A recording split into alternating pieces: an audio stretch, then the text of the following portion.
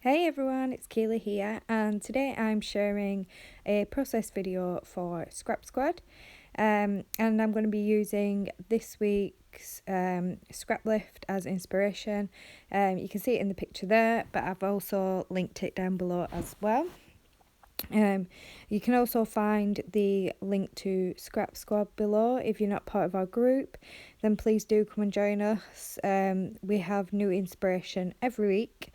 And I mean, our members are amazing, everybody joins in, and the albums are always full of gorgeous layouts, so please do come and check us out. Now this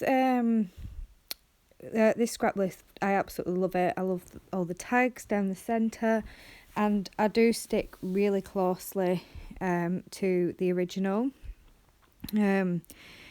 The tags in the original, I think they were created using lots of mixed media and stamping and things like that. I'm just going for pattern paper. Again, I'm using the Legendary collection, and I've picked out like rainbow colours in a way of pattern paper. And I've also picked out I've cut them out myself, some tags in a black and white print as well, which I'm going to put between each of the tags, the coloured tags. I've also tried matching my twine as well with the tags. I didn't have every colour, but I've managed to find colours quite close. So now I'm just going to line those up and start sticking those down. I'm using my T-square ruler to line them up.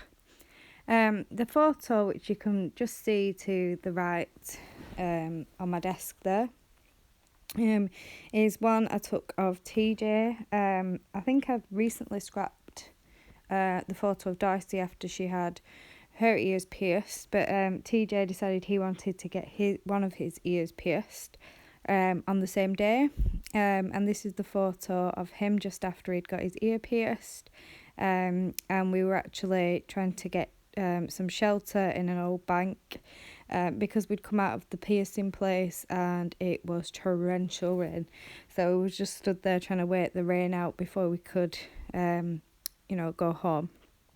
So he was very brave when he got his ear pierced. He didn't cry, he just said ow, and that was kind of it, and he was so chuffed with his piercing afterwards. Unfortunately, we had some trouble with Darcy's piercing. One of her ears started to look not very good, and by this time she'd had her ear pierced for over 6 months, and it started looking quite sore and red and inflamed. In the end, we ended up having to take her earrings out, and we had to leave those to heal up, unfortunately. So she's decided she's going to get them redone when she's older. I think possibly she must have messed with them, and maybe they got a little bit infected, but it's looking okay now, thankfully. But TJ has still got his piercing in, and he's got a lightning bolt stud in at the moment.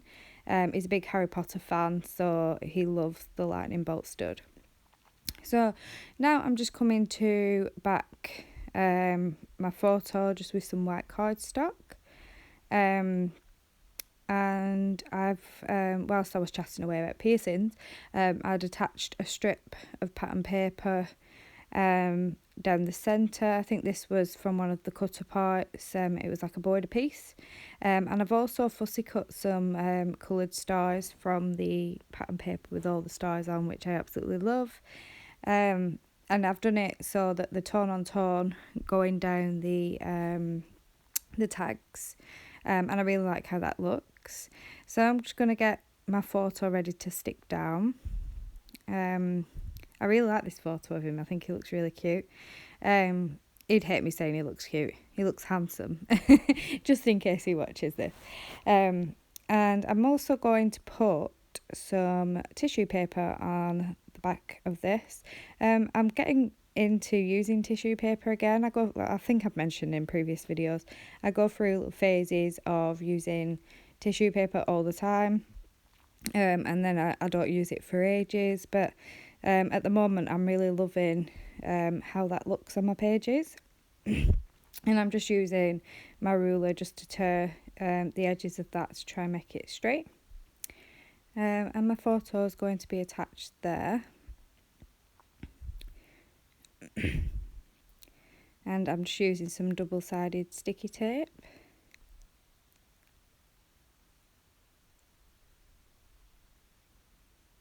So yeah, in the original layout, which you can see in the top right, she's used 2 photos. I'm only using the one.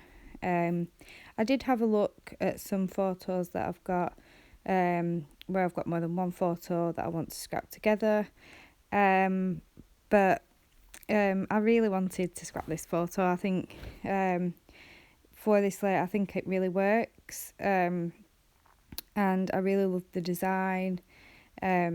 So I went for the one photo instead. Obviously, when you are scraplifting, you don't need to, completely copy the original layout. You can really make it into your own by using what supplies you have and what photos you have. You can flip them.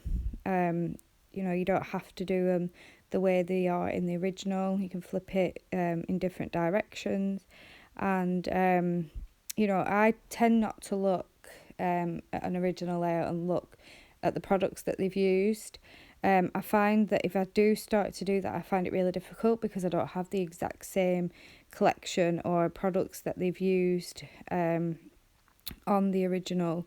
And also I don't look at the colours either, because I think sometimes if you look at the colours, you're so focused on getting the same colours that are in the layout, and then if you're not able to find the same within your stash, it does make it quite difficult. So I do try to look at the basic design of the page, which to me, obviously on this layout, the tags really stood out.